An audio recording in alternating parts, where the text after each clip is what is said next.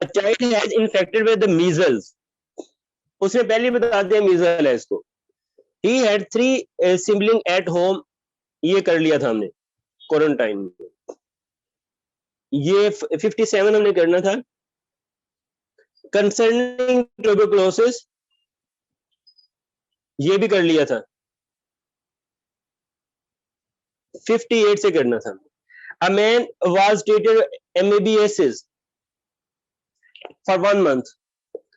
His physician want to find out if he is carrier or not. उसे अमेबियासिस एंटा amoeba हिस्टोलिटी का infection हुआ था और उसके बाद उसका जो डॉक्टर है वो ये चेक करना चाहता है कि ही इज कैरियर और नॉट. ट्रीटमेंट हो गया कि आया कि अब ये कैरियर है कि नहीं है. On how much consecutive stool examination should this patient be considered as free of MABS? आप कितने असल में इसका जो डायग्नोसिस है वो स्टूल एग्जामिनेशन पे होता है.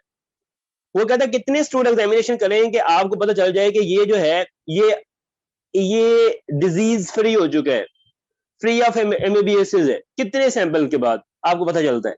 तो 3 सैंपल आपने स्टूल एग्जामिनेशन करवाने होते हैं और अगर वो 3 सैंपल कंसेक्टिव 3 सैंपल जो आपने करवाए उसमें वो यानी कि MABS के सिस्ट या ट्रोफोजाइट नहीं है. इसमें ट्रोफोजाइट स्टूल एग्जामिनेशन में ट्रोफोजाइट आता है और ट्रोफोजाइट में इनगल्फ आरबीसी होते हैं. ये इसका है डायग्नोसिस. ट्रोफोजाइट इसकी एक फॉर्म है और वो इनगल्फ करती है आरबीसी को. तो ट्रोफोजाइट में इनगल्फ आरबीसी होते हैं इन द साइटोप्लाज्म. तो ये देख रहे हैं आप, ये ट्रोफोजाइट है और ट्रोफोजाइट में इनगल्फेड आरबीसीज है. तो ये आपने चेक करना होता है स्टूल एग्जामिनेशन में ट्रोफोजाइट. और फिर सिस्ट अप टू 4 न्यूक्लियाई. ये इसका सिस्ट है और इसमें न्यूक्लियाई होते हैं अप टू 4 न्यूक्लियाई होते हैं. इसमें 2 हैं तो अप टू 4 न्यूक्लियाई होते हैं. तो सिस्ट अप टू 4 न्यूक्लियाई ये इसका वो टेस्ट है जिससे आप डायग्नोसिस करते हैं. तो 3 कंसेक्यूटिव स्टूल एग्जामिनेशन अगर फ्री आते हैं, उसमें आपको ट्रोफोजाइट नहीं मिलते, उसमें आपको सिस्ट नहीं मिलते, तो फिर आप कहते हैं कि ये पर्सन फ्री हो चुका है, ये सही तरह ट्रीट हो चुका है. फिर एक और इसका टेस्ट है वो सीरोलॉजी. सीरोलॉजी करवाते हैं यानी कि इसमें देखते हैं कि इसके एंटीजन के अगेंस्ट एंटीबॉडी बनी है कि नहीं. सीरोलॉजी करवाते हैं लेकिन इसका रिजल्ट लेट आता है तो हम इसको पहले ट्रीटमेंट स्टार्ट कर देते हैं, फिर सीरोलॉजी का रिजल्ट आता है. अब इसकी जो ट्रीटमेंट है वो किससे होती है. मेट्रोनिडाजोल. हम इंट्राअमीबा हिस्टोलिटी का अगर इन्फेक्शन हो जाए तो मेट्रोनिडाजोल देते हैं. मेट्रोनिडाजोल जो है ये जब इसका इन्फेक्शन होता है तो कुछ इसके जो इंट्राअमीबा हिस्टोलिटी का है वो आ जाता है, इन्वेजन हो जाती है. ठीक है, वो वाल जीआईटी की वाल में आ जाता है. और कुछ इंट्राअमीबा हिस्टोलिटी का इसकी ल्यूमन में होते हैं. तो ल्यूमन को किल करने के लिए आप देते हैं प्रोमोमाइसिन. और जो इन्वेजन हो चुकी है उन इंट्राअमीबा हिस्टोलिटी को किल करने के लिए आप देते हैं मेट्रोनिडाजोल. तो इसमें 2 ड्रग देते हैं. मेट्रोनिडाजोल जो है वो इन्वेजन जो हो चुकी होती है उसको किल करती है. प्रोमोमाइसिन जो इंट्राल्यूमन जीआईटी में जो इंट्राअमीबा हिस्टोलिटी का ऑर्गेनिज्म होते हैं उनको किल करता है. ये तो थी इसकी ट्रीटमेंट और डायग्नोसिस के लिहाज से इंपॉर्टेंट बातें. अब मैं बताऊंगा कि जो इंट्राअमीबा हिस्टोलिटी का है वो किस तरह प्रेजेंट करता है. इंट्राअमीबा हिस्टोलिटी का अगर इन्फेक्शन हो जाए तो डायरिया होता है, मगर ये डायरिया ब्लडी होता है. इसमें म्यूकस आता है, डेसेंट्री जिसे कहते हैं, जिसमें आप मेट्रोनिडाजोल को जो ड्रग है इसे फ्लैजेल कहते हैं. ठीक है, जो आमतौर पर यूज होती है. और दूसरा ये कि इसमें एक और काम ये करता है कि ये कोलोन जो है कोलोन में अल्सर बना देता है. मगर जो इसके अल्सर होते हैं वो किस तरह के होते हैं, ये एमसीक्यू है, वो फ्लास्क शेप होते हैं. जिस तरह की फ्लास्क नहीं होती, जार सा नहीं होता, फ्लास्क शेप अल्सर बनते हैं. किसमें? कोलोन में फ्लास्क शेप अल्सर होते हैं. ये एमसीक्यू है, फ्लास्क शेप अल्सर होते हैं कोलोन में. ये तो इसकी थी वो जीआईटी के रिलेटेड जो प्रॉब्लम थी. अब इसका एक और प्रॉब्लम होता है, ये लिवर में भी प्रॉब्लम काज करता है. लिवर में क्या प्रॉब्लम काज करता है? लिवर में एब्सेस बना देता है. लिवर में एक तो जीआईटी को इन्वॉल्व किया, डायरिया करवाया, ब्लडी डायरिया. और फिर इसने फ्लैश शेप अल्सर बना दी एक कोलोन में। फिर एक काम ये करता है इंटरव्यू हिस्टोरिटिका के लिवर में एब्सेस बना देता है। और जो एब्सेस होती है, जब वो एक एब्सेस कहते हैं कि वॉल ऑफ पस को आप वॉल ऑफ पस को यानी रेशा को वो वॉल ऑफ हुआ तो उसे हम एब्सेस कहते हैं। मगर जब इसकी जो एब्सेस बनी होती है उसे आप कट करते हैं तो उसमें से जो पेस्ट निकलता है, जो उसका कंटेंट निकलता है, वो एंकोवी पेस्ट लाइक होता है, एक्सोडेट निकलता है जब आप उसे कट करते हैं। तो ये इसकी प्रेजेंटेशन है जो आपको याद होनी चाहिए, ये कि इसमें जो अल्सर बनते हैं वो फ्लैश शेप होते हैं। बाकी ये ब्लडी डायरिया कॉज करता है, डायसेंट्री कॉज करता है इंटरमिटेंट हिस्टोरिटी का।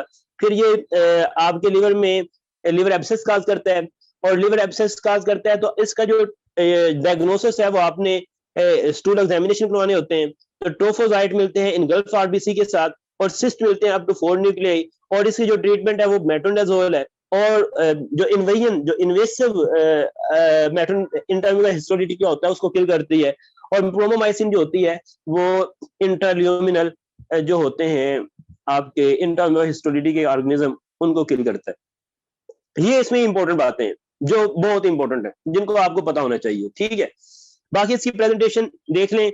इसमें लूज स्टूल होते हैं विद म्यूकस एंड जब डिसेंट्री होती है, डायरिया होता है इंटरम्यूनल हिस्टोरिटिका में, तो ब्लडी स्टूल विद म्यूकस आता है, पेनफुल डेफिकेशन हो जाती है। इसके अलावा ये लिवर एब्सेस काज करता है, ये आपको मैं बता चुका हूं। जब लिवर एब्सेस होती है तो राइट अपर क्वाड्रेंट पेन होती है, तो प्रोमोमाइसिन डिस्ट्रॉय इंटेस्टाइनल अमीबा और metronidazole for invasive disease.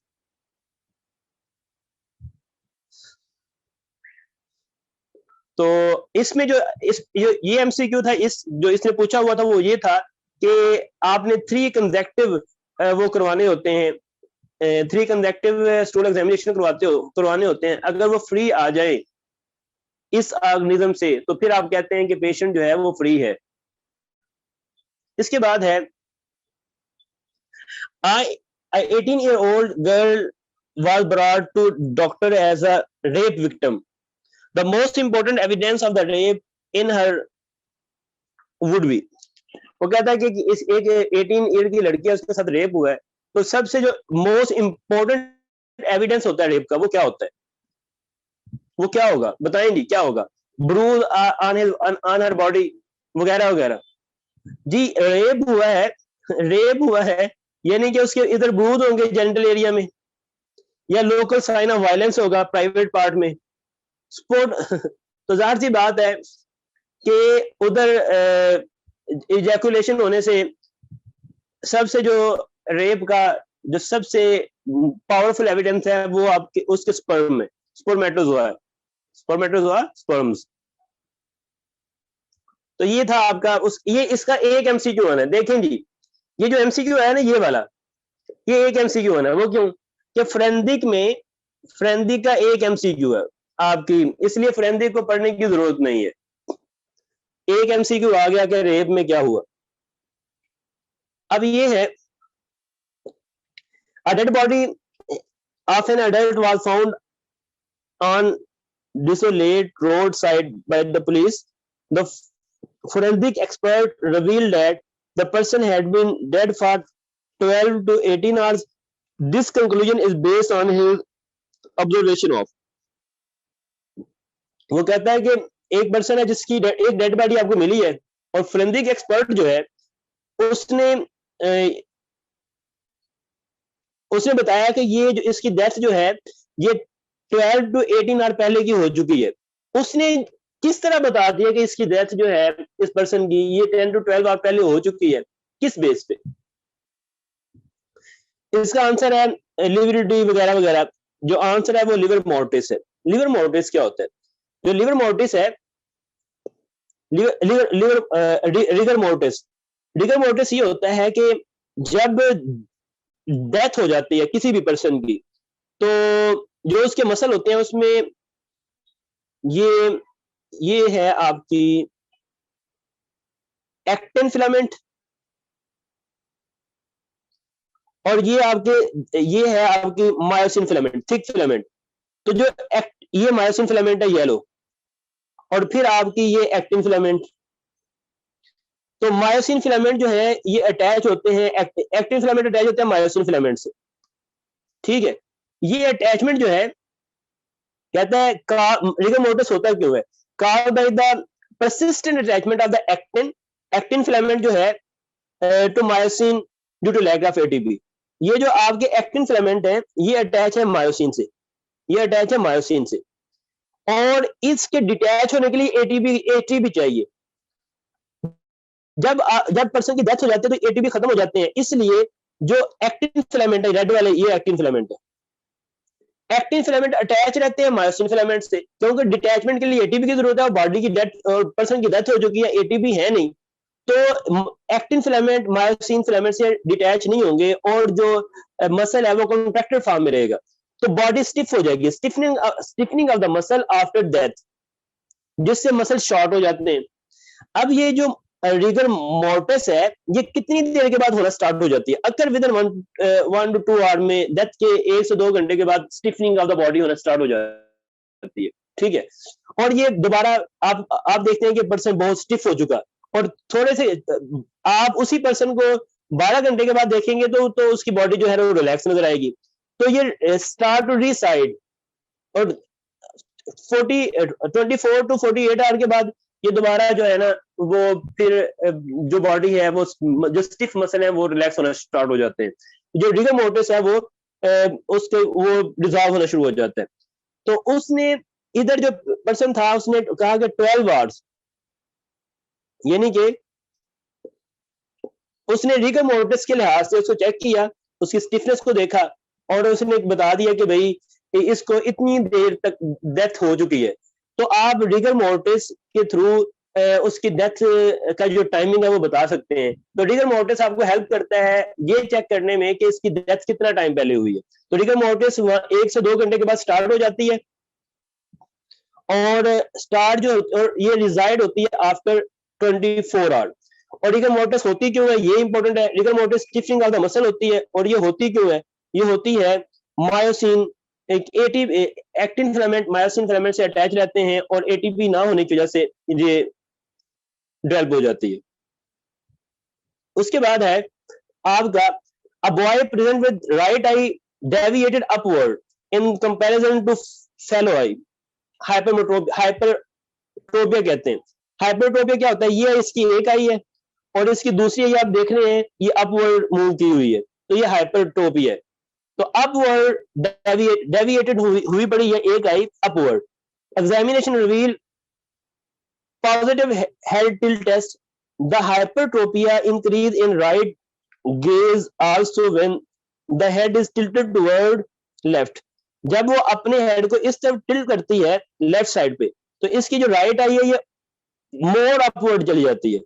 Which muscle help problem, वो कहता है इसकी कौन सा मसल का प्रॉब्लम है। देखिए जो आई को नीचे लेके जाने वाला मसल था वो कौन सा है, इंफीरियर रेक्टस जो है वो नीचे लेके जाता है।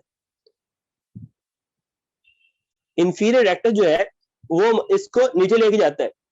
तो इंफीरियर रेक्टस जो है इसका वो डैमेज है जिसकी वजह से इसकी आई अपवर्ड चली जाती है, सुपीरियर रेक्टस ऊपर ले जाता है। तो ये है राइट इंफीरियर रेक्टस मसल जो है वो उसका प्रॉब्लम है। अब ये चीज क्या है, ये कंसेप्ट क्या है, असल में आपको जो कंसेप्ट का पता होना चाहिए वो है स्क्विंट ऑफ आई या स्ट्रेबिस्मस। स्ट्रेबिस्मस कहते हैं मिस अलाइनमेंट।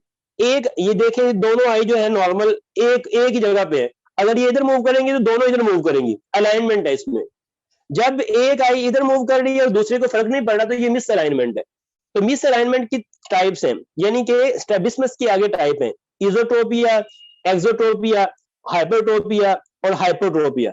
अगर तो एक आई दरमियान में और दूसरी आई इनवर्ड मूव की हुई है, जिस तरह आई टर्न इनवर्ड, तो इसे कहते हैं इजोट्रोपिया। अगर आई जो है अपनी एक लुक आई दरमियान में, दूसरी आई जो है वो outward, eye turn to outward, तो इसे कहते हैं exotropia. Esotropia inward, exotropia outward. फिर हाइपोट्रोपिया जो भी हमने पढ़ा, हाइपोट्रोपिया एक आई दरमियान में होगी और दूसरी आई ऊपर चली गई होगी। हाइपोट्रोपिया नीचे की तरफ, हाइपर ऊपर, हाइपो नीचे। तो हाइपर ऊपर की तरफ मिसअलाइनमेंट होती है एक आई की, और हाइपो डाउनवर्ड मिसअलाइनमेंट होती है। तो hypertropia is a condition of misalignment of the eye, strabismus जिसे हम कहते हैं, इसे स्क्विंट ऑफ आई भी कहते हैं, तो जिसमें आपकी आई की मिस अलाइनमेंट हो जाती है। तो ये वाला केस था, इसमें उसकी जो राइट आई है वो अपवर्ड, उसकी अपवर्ड टर्न हुई पड़ी है, और जब ये पर्सन अपने हेड को टिल्ट करता है लेफ्ट साइड पे, ये लेफ्ट साइड है, तो इसकी जो अपर गेज प्रॉब्लम है ये सीवियर हो जाता है, इसे कहते हैं हेरिडिटी टेस्ट पॉजिटिव आ जाना। उसके बाद है आपका 62 क्वेश्चन, इसमें वो कहता है कि 23-year-old female come to OPD with complaint of swelling over the upper part of the face and an onset of the acute throbbing pain which was especially present over the frontal and temporal region. On examination, she had an infected boil over her left side of the nose. What is the most likely diagnosis? इसमें वो कहता है कि एक female है, OPD में आपके पास आई है, उसको स्वेलिंग है। स्वेलिंग किधर है? फेस के अपर पार्ट पे, ये फेस है उसका, और अपर पार्ट पे उसको स्वेलिंग है, और अक्यूट थ्रम्बिंग पेन हो रही है, और पेन किधर है? फ्रंटल और टेम्पोरल रीजन पे। उसको फ्रंटल, एक तो स्वेलिंग है फेस पे, और दूसरा फ्रंटल और टेम्पोरल रीजन पे उसको पेन भी है। और उसमें ये प्रॉब्लम ये है कि आपने और क्या देखा, बॉयल है, नोज की एक साइड पे बॉयल बना हुआ है, एक ब्लिस्टर सा बना हुआ है, तो कहता है डायग्नोसिस क्या है? तो अगर किसी को नोज इन्फेक्शन हो और नोज इन्फेक्शन ब्रेन की तरफ पेनिट्रेट कर दे, तो क्या हो सकता है, क्या कॉम्प्लिकेशन हो सकती है जो आपने पढ़ी थी? कैवर्नस साइनस थ्रोम्बोसिस हो सकता है, डेंजर एरिया होता है ना, डेंजर ट्रायंगल होती है, तो इसको कैवर्नस साइनस थ्रोम्बोसिस हो सकता है। और कैवर्नस साइनस थ्रोम्बोसिस में उसको फ्रंटल पेन होगी, टेम्पोरल रीजन में पेन होगी, तो ये जो इसे कहते हैं कैवर्नस साइनस थ्रोम्बोसिस। अब इसका कंसेप्ट बहुत इंपॉर्टेंट है, अगर तो मैं सिर्फ आपको ये बताऊं और आगे वो कर जाऊं तो भी ठीक है, लेकिन मैं इसका कंसेप्ट जरूर बताना चाहूंगा क्योंकि ये बहुत इंपॉर्टेंट टॉपिक है। असल में जो साइनस, कैवर्नस साइनस है क्या? ये है आपके superior sagittal sinus, inferior sagittal sinuses. ये असल में cavernous sinus dural venous sinuses हैं। ड्यूरा क्या होता है आपको पता है? जो आपका ब्रेन है, जो ब्रेन है, ये आपका ब्रेन है, फर्ज किया, इसके ऊपर कवरिंग है। पहली कवरिंग कहते हैं पाया मैटर, फिर कवरिंग है उसे कहते हैं एरेक्नॉइड मैटर, फिर कवरिंग है उसे हम कहते हैं ड्यूरा मैटर, ये पैड। तो ब्रेन के ऊपर पैड है, तो पहले जो ब्रेन की कवरिंग है वो पाया है, फिर एरेक्नॉइड है, फिर ड्यूरा है। जो ड्यूरा है उसकी दो लेयर्स हैं, ठीक है। ऊपर वाली लेयर को पेरिओस्टल लेयर कहते हैं, नीचे वाली लेयर को मेनिंजियल लेयर कहते हैं। इस लेयर की तरफ साइनस बने, स्पेसेस बनी हुई हैं, और ये स्पेसेस जो हैं ये ड्रेन करती हैं। एक तो जो सब अरेक्नॉइड स्पेस है, इससे सीएसएफ इधर ड्रेन होता है, सीएसएफ ड्रेन होता है। दूसरी जो चीज ड्रेन होती है वो है आपके जो ब्लड है फ्रॉम आई एंड कॉर्टेक्स, वो भी इधर आता है, और इधर से फिर ब्लड जो है वो इंटरनल जुगुलर वेन में जाता है, इंटरनल जुगुलर वेन में जाता है। क्या डिले आ रहा है? एक मिनट में देखता हूं। तो होता ये है कि एक तो सीएसएफ अरेक्नॉइड स्पेस से सीएसएफ इधर आता है आपके किधर इस स्पेस में, ड्यूरल वेनस साइनसेस में। तो ड्यूरल वेनस साइनस में एक तो सीएसएफ ड्रेन होता है, दूसरा जो आई और कॉर्टेक्स से ब्लड आता है, और ये ब्लड बाद में इंटरनल जुगुलर वेन में जाता है। तो ये एक चैनल बनता है, जिसमें कॉर्टेक्स से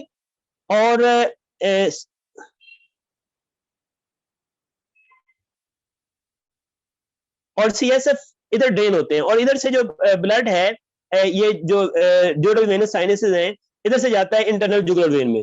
तो पेरिओस्टियल एंड मेनिंजियल लेयर होती है ड्यूरा मैटर की, जो कि ड्रेन करती है सेरिब्रल वेन को और सीएसएफ को अरेक्नॉइड ग्रैनुलेशन से। और ये जो ड्यूरल वेनस साइनसेस हैं ये ड्रेन होते हैं आगे इंटरनल जुगुलर वेन में। ये तो आपके ड्यूरल वेनस साइनसेस थे।